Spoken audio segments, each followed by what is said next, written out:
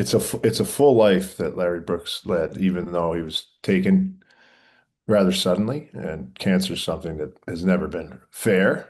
And what it's done to families and communities and the Rangers community and the hockey world, uh, someone was taken from us. And I think the respect that Larry earned, none of it was given to him. The respect that he earned and the toughness he showed throughout his Hall of Fame career and the grit he showed throughout his Hall of Fame career and in his battle.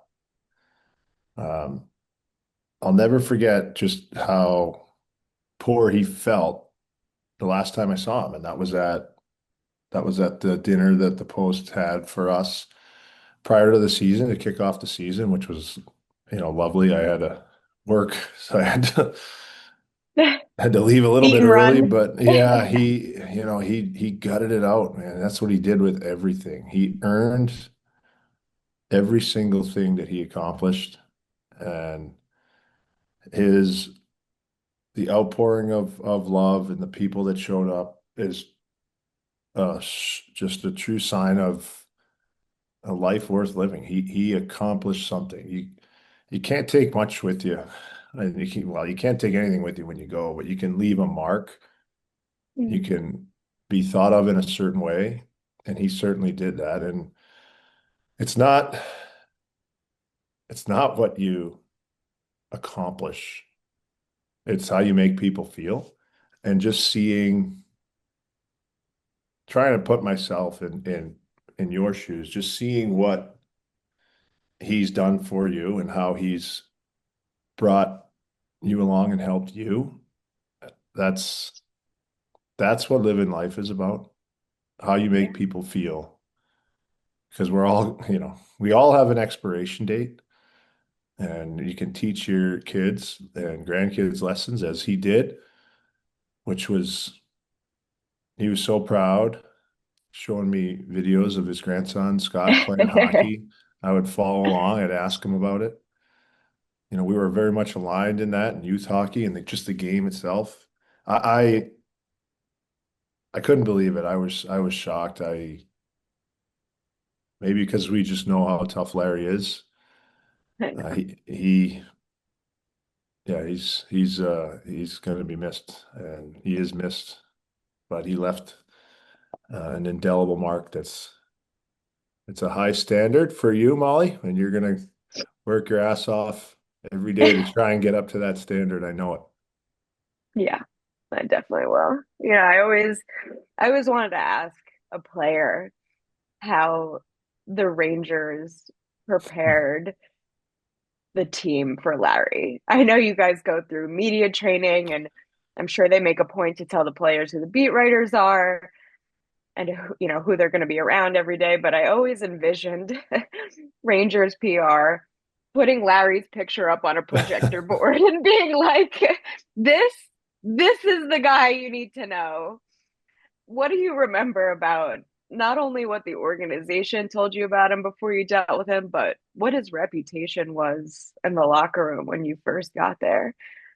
It's it can be like going into the lion's den because think about it. And this is a huge compliment to him, but Larry's not a physically imposing man, Yeah. and he's in an NHL locker room, and I so know. there's some big tough men in this room, and it might be a little archaic or Neanderthal, whatever you want to call it, but that's what we did. That's the locker room, not in our regular lives, but we come to the locker room and it's caveman type stuff, and he's in Yeah. there. But his little corner of the locker room when he's there, that's the lion's den. Like you want to go in there, you go into the corner with Chris Pronger. All right. You want to go into the corner of the locker room with Larry, it's the lion's den. So you better be, head on a swivel. Yeah. And he's not trying to gotcha. It wasn't any of that, but he was just a brilliant man. And I was warned by my agent before. I got to New York.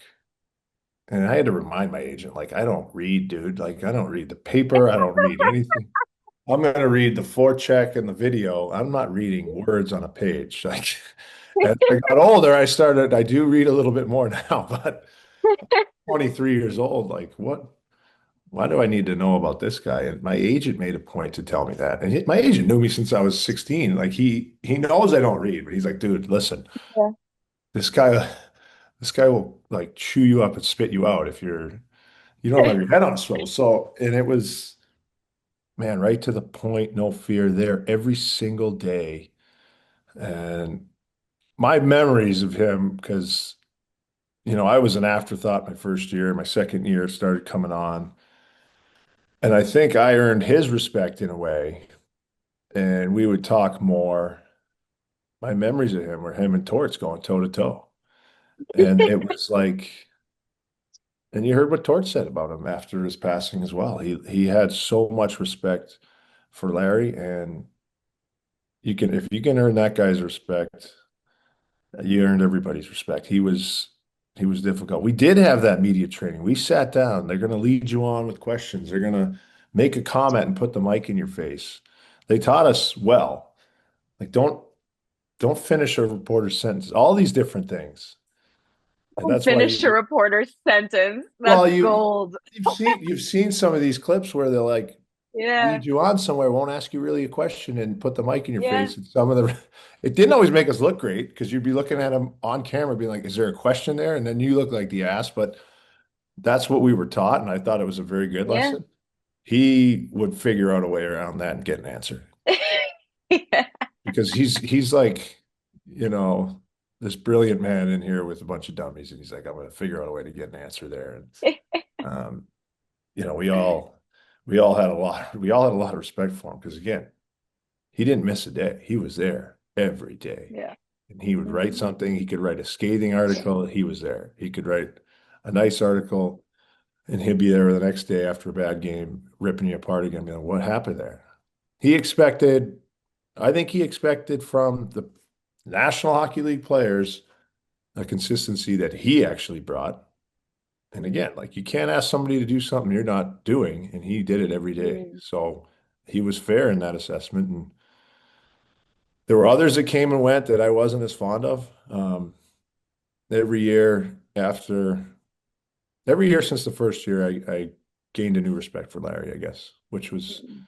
I mean, the best compliment I can give him.